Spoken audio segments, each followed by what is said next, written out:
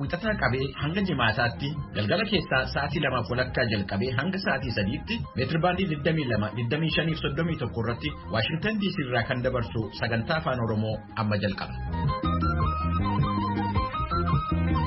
Dhaggeeffattoota keenya kabajamoo fagoodhaaf dhiyoodhaa raadiyoo marsaa intarneetii fi saatalaayitii Naayil Saatiin akkasumas feesbuukiidhaan sagantaa keenya hordofaa jirtan hundumtuu nagaan keenya bakka jirtanitti isin qaqqabu akka mooltan. Guyyaan har'aa wixata fulbaana 13 bara 2021 akka lakkoofsa Itoophiyaatti immoo fulbaana 4 bara 2014 keessummeessaan keessanirraa an Bafqaaduu Morodaati. Ministeerri Fayyaa Itoophiyaa dambaliin wareera COVID-19 sadaffaan inni deeltaa jedhamu Itoophiyaa keessatti argamuu isaa mirkaneessuu isaa tibbana ibsee jira. Akaakuun vaayirasii koronaa deeltaa jedhamu kun isa alfaa jedhamurraa harka 2 caala jechuun kan ibse Ministeerri Fayyaa akka uummanni irraa of eeggatu dhaamsa dabarsee jira. Ganna darbe kana naannoo Oromiyaa godinaalee 11 keessatti balaan ibiddaa bosona muudachuu isaa mootummaan naannoo Oromiyaa ibseera.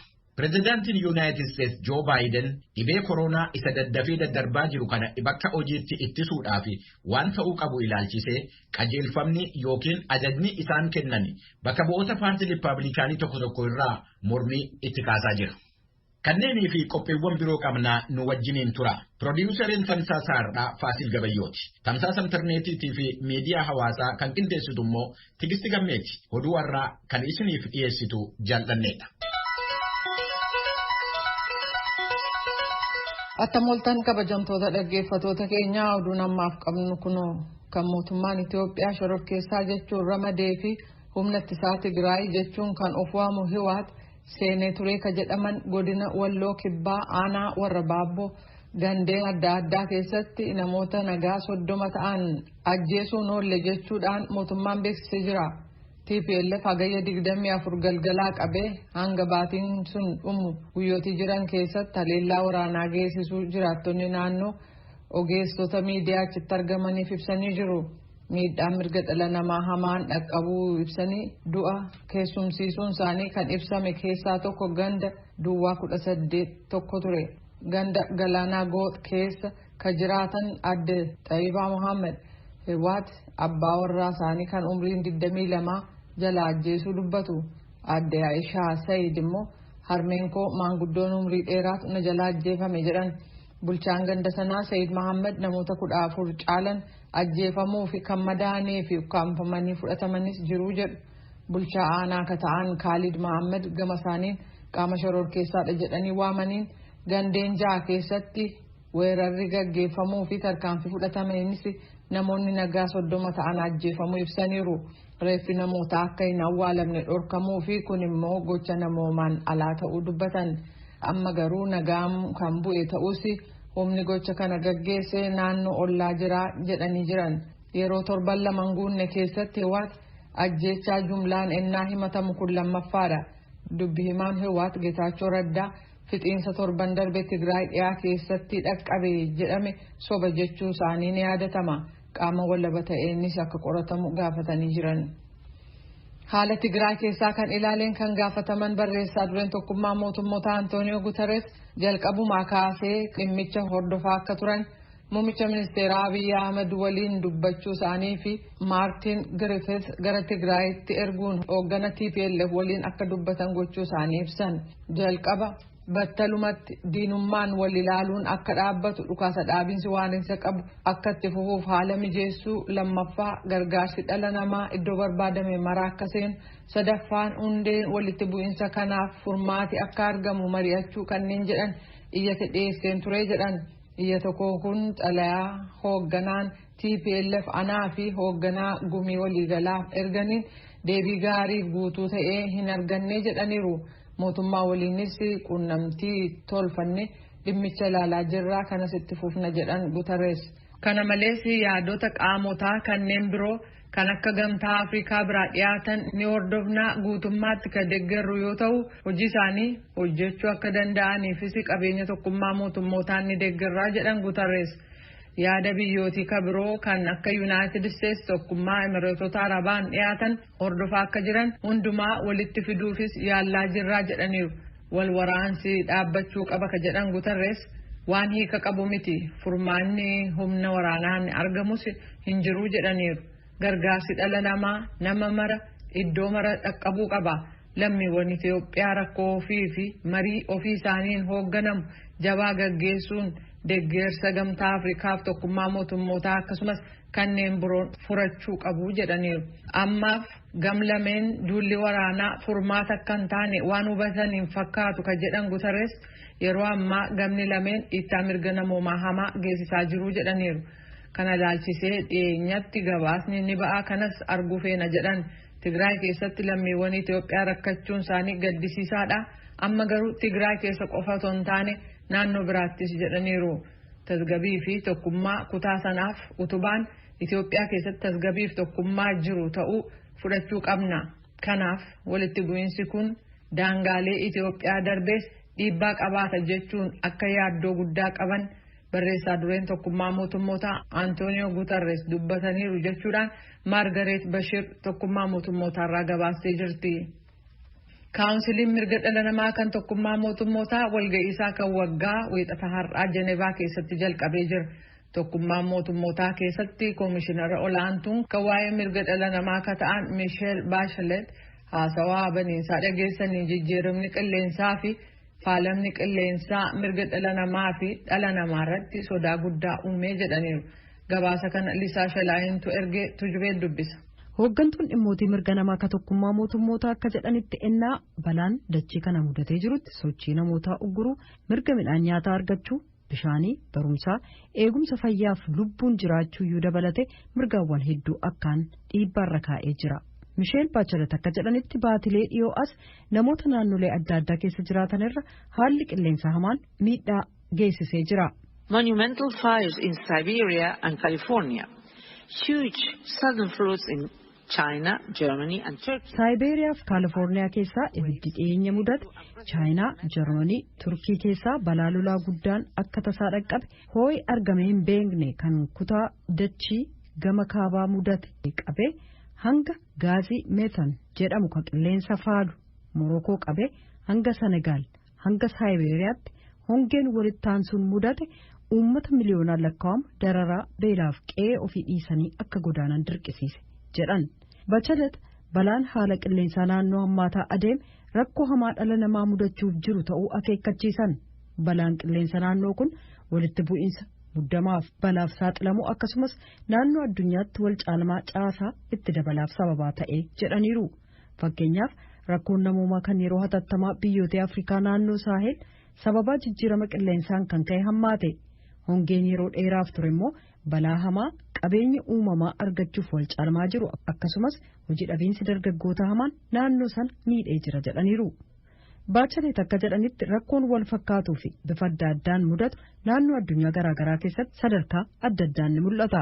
Fakkeenyaaf Eeshiyaa giddugaleessa bahaaf Afrikaan kaabaa hanqina bishaaniin miidhaan irra ga'ee jira. Qabeenya murtaa'aa kana ilaalchiseellee muddamni uumamee jira jedhaniiru. Guatemala, El Salvador, Honduras keessatti immoo jijjiiramni qilleensaa hiyyummaa qeerraa godaanuuf mirga namaa kabu'uuraa dhabamuuf sababaa ta'ee jira jedhan. Qabsaa'onni mirga namaaf leellistoonni qilleensa naannoo Laatiin Ameerikaa, Eeshiyaa kibba gama bahaaf naannolee biroo keessatti ni doorsifamu, dararaan irra ga'a ni ajjeefamullee jedhan Bachelet. Hooggantuun dhimmootii mirga namaa kan tokkummaa mootummootaa kun qilleensi naannoo amansiisaan qulqulluuf fayyaaf mijatu bu'uura jireenya namaatii jedhan. Itti dabaluudhaanis carraan egeree ilma namaa kan irratti hirkatu tarkaanfii mootummaan qabeenya uumamaa qaalii ta'e eeguuf taasisu irratti jedhan. Kooriyaan kaabaa dhuma torban darbee yaalii dhukaasa misaayilaa kan lafa fagoo furguggifamu gaggeessite kan fiixaan ba'eef ta'uu miidiyaan mootummaa biyyattii wixataarraa beeksisee jira. Kunis Kooriyaan kaabaa sochii nikuleeraa gaggeessitu akka dhaabdu dura dhaabbannaa Yuunaayitid Isteets kan yeroo dheeraa tureef diduun ture.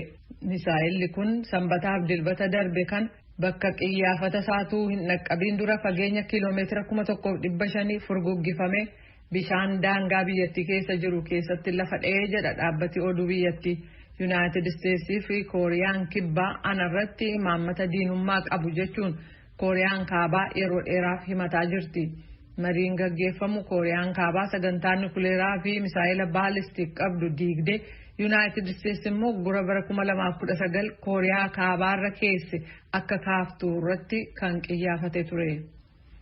Afgaanistaan keessatti dareen yookaan gamoon manneen barumsaa shamarranii fi dhiirota addaan kan baasu taanaan dubartoonni barnoota isaanii yuunivarsiitii mootummaas ta'ee kan dhuunfaa keessatti digirii jalqabaa kan lammataa fi sana caalaaf itti fufuu akka danda'an mootummaan Taalibaan kan Afgaanistaaniin bulchaa jiru dilbata kaleessaa beeksisee jira. Bulchiisa Taalibaan jalatti ministeera barnootaa ta'uun hojjetaa akka jiran Abdul Haqqaaniin imaammanni haaraan ba'uuf akka jiru tuuta oduuf Kaabul keessatti kan ibsan yoo ta'u barattoota saalaan adda baasuun barbaachisaa ta'u kunis dhiiraaf durba iddoo tokkotti barsiisuun seera islaamaa fi aadaa biyyattii faallessaa jedhan. Barsiisonni dubartii ta'antu shamarran barsiisaa hanqina barsiisota dubartootaa hin qabnu jedhaniiru. Garuu dhugumatti barbaachisaa taanaan barsiisonni dhiiraa ta'an seera islaamaa ituu hin cabsin shamarran akka barsiisan ni eehamama. Kunis golgaa duuba yookaan viidiyoon waraabamee fi kanneen fakkaataniin gargaaramuun akka ta'e Haqqaaniin ibsaniiru. Afgaanistaan waggootii darban 20 keessatti barnoota kan ilaaleen waan gaarii irra geesse. Mootummaan isaanii itti fufuu akka barbaadu garuu dhiirotaaf shamarran wal duukaa barsiisuu akka hin taane dubbatan. Haaraa jalqabna otoo hin taane isa haga ammaa jiru irratti qiyyaafannaa guddaan hojjannaa jedhaniiru. Balalistoonni xayyaaraa kan Afgaanistaan hangi tokko kanneen Uzbeekistaan keessa baatii tokkoof turan dilbata kaleessaa gara biyya tokkummaa Emireetota Arabaatti ba'uu jalqabuun isaanii gabaafamee jira. Balaliisaan xayyaaraa kan Afgaanistaan garuu kan Yuunaayitid Isteetsi keessatti leenjii fudhate akka jedhetti gareen tokko dilbata kaleessaa Uzbeekistaan keessaa gara biyya tokkummaa Emireetota Arabaatti kan qajeele yoo ta'u kunis waliigaltee karaa Ameerikaa tolfameen ta'uu fi Taalibaan garuu gara Afgaanistaanitti akka deebi'an gaafachuu dubbataniiru. Gaazexaan Wall Street Journal jedhamu sanbata darbe akka gabaasetti balaliistonni kun biyya sadaffaa keessatti tun bobbaafameen dura maadhee waraanaa Yuunaayitid Isteetsi isa Dohaa Qatar jiru deemu. Hojjetoonni xayyaaraa 46 kanneen ammayyuu Uzbeekistaan keessa jiran carraan isaanii maal akka ta'e hin ibsamin jira. Oduun keenya kanuma.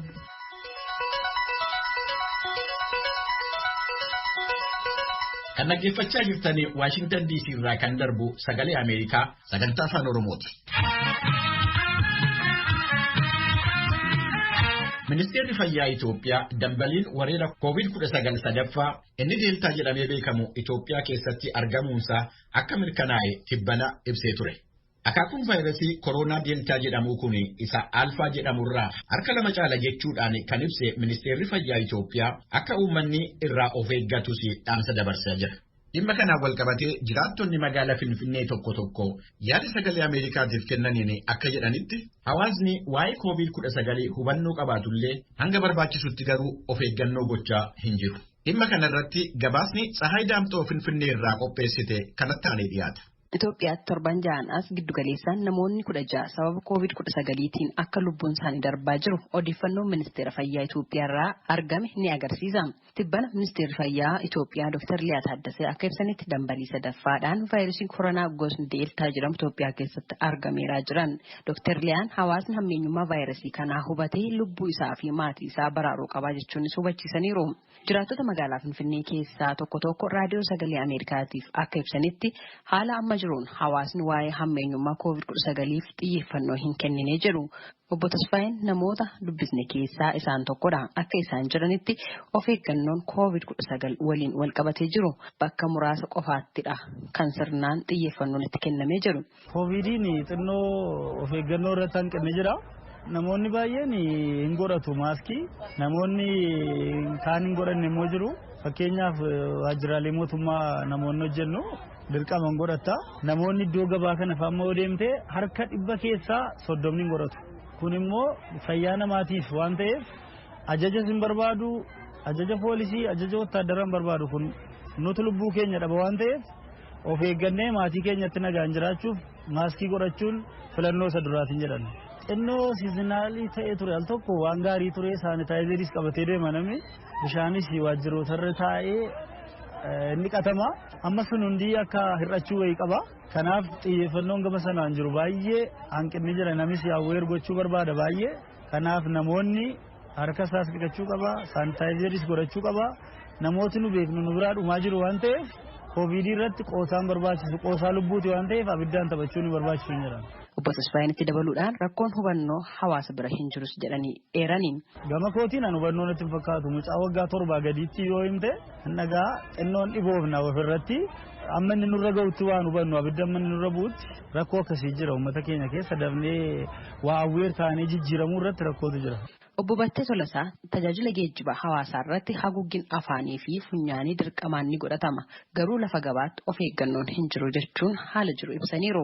Gidee tokko kan itti baasu yaadu ofirraa fuudhaan xoo'uu malee maaksimmaa umtuu adda kiisiidha kan dhabe jiru akkuma saantiitti kiisitti baatee deema maaksii. Gamma isin akka jettanitti haguuggii afaanii fi funyaanii kana kiisitti baadhatanii deemu. Kiisitti baachuu osoo hin taane wanti jedhamaa jiru akka afaanii funyaan ofii ittiin haguuggatanidha. Kanarratti maal taajjabdaniitti? Egaa ittoo waa kan ittoo amma gidee dubbatu ittoo waa kanaaf gidee tokko baasee kiisii godha malee qotee bulaan keenya amma akka jiru tokko sakattaame kiisii namni tokko waan dhabe hin qabu kaawwannoo maaksii. Har'aafirree garuu waluma kekkee magaa humtuu rakkinni egaa boodatti hin beeknu malee har'aaf humtuu hunduu walumatti dhiqateetu harka walfeetuma gabayyaa jira. Gabayyaa jiru har'aaf gidee biraatiif garuu konkolaataa firree tartiiba hoo qaban.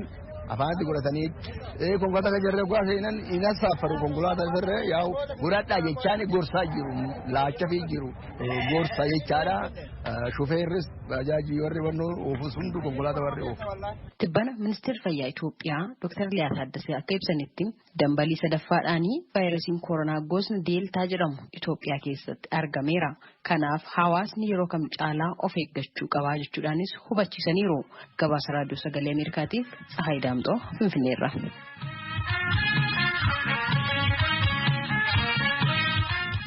Dhaggeeffattoota keenya kan dhaggeeffachaa jirtan raadiyoo sagalee Ameerikaa sagantaa afaan Oromooti. Qophii itti aanutti ce'uu keenyaan dura wallee kana waliin dhaggeeffanna.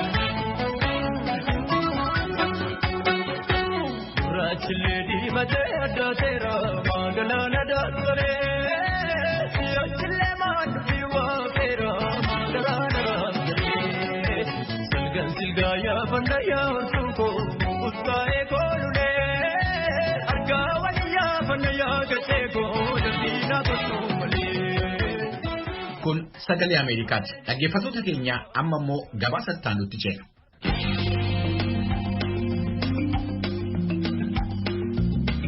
Ganna darbe kana naannoo Oromiyaa godinaalee 11 keessatti balaan abiddaa bosona muudachuu isaa mootummaan naannoo Oromiyaa beeksisee jira. Itti aanaa Daayireektara olaanaa Abbaa Taayitaa Eegumsa Naannoo Bosonaa fi Jijjiirama Qilleensaa Oromiyaa Obbo Boonaa Yaaddessaa bara darbe kana balaa ibiddaa sababa adda addaatiin mudate kanaan lafti bosonaa heektaara 6,000 gubateeraa jedhan. Kun ta'us garuu uwwisni bosonaa Oromiyaa ol guddachuu isaa aangawaan kun VOA'tti himanii jiru. Waa'ee kanarratti Daawit Galmoo Adaamaarraa gabaasa qopheesse qaba.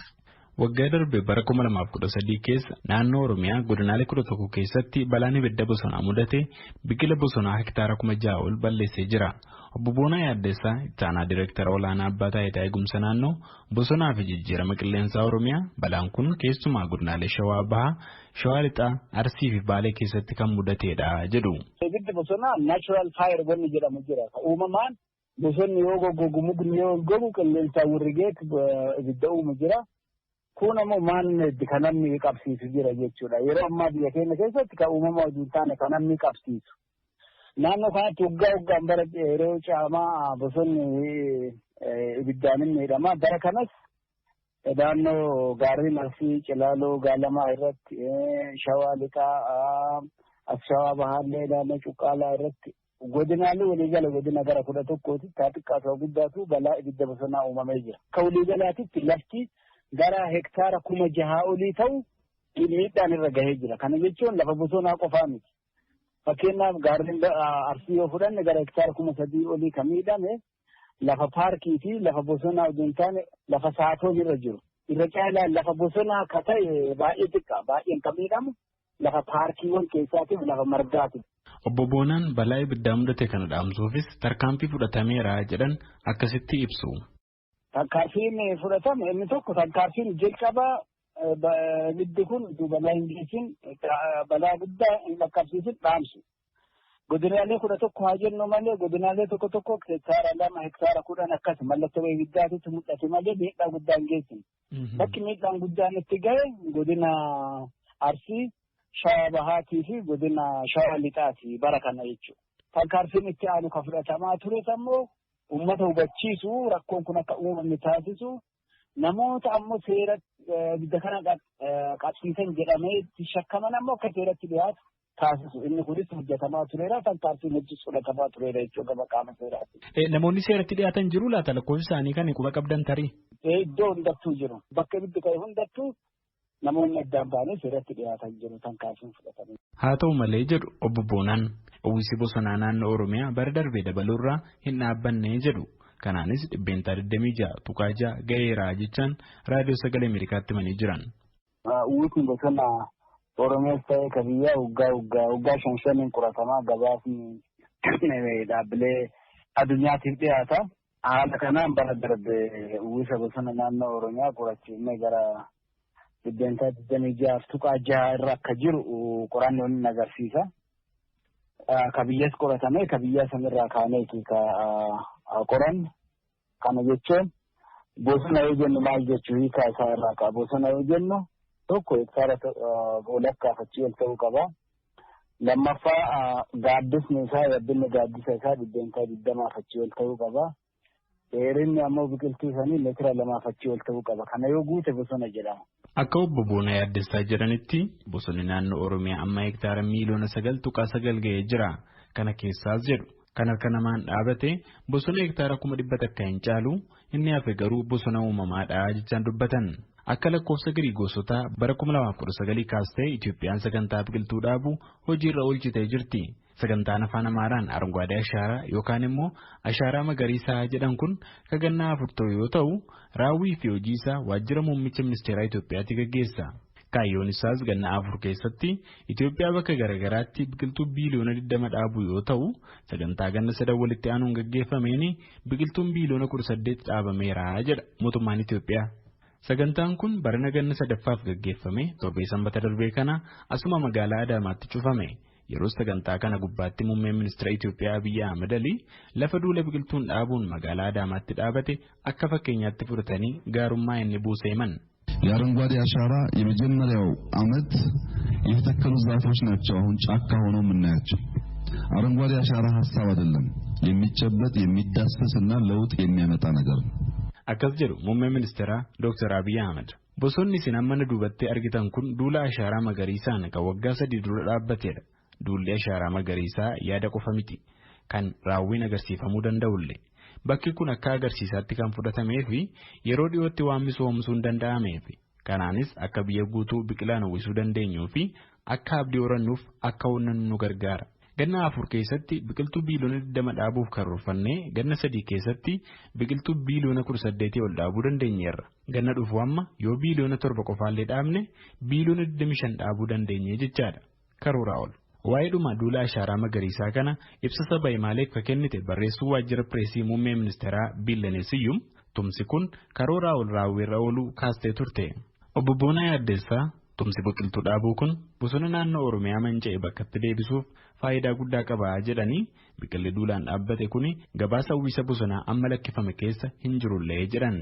Pireezidaantiin naannoo Oromiyaa obbo Shimallis Abdiisaas torbee darbe yoo cufiinsa ashaaraa magariisaa ganna 3 irratti dubbatanii bulchiinsi isaanii ganna takka keessatti uwwisa bosona naannoo Oromiyaa 26.6 gara 34tti guddisuudhaaf itti jira jedhanii turan. Gabaasa Sagalee Ameerikaaf Galmuu Daawit Adaamaa. Kun Sagalee Ameerikaati.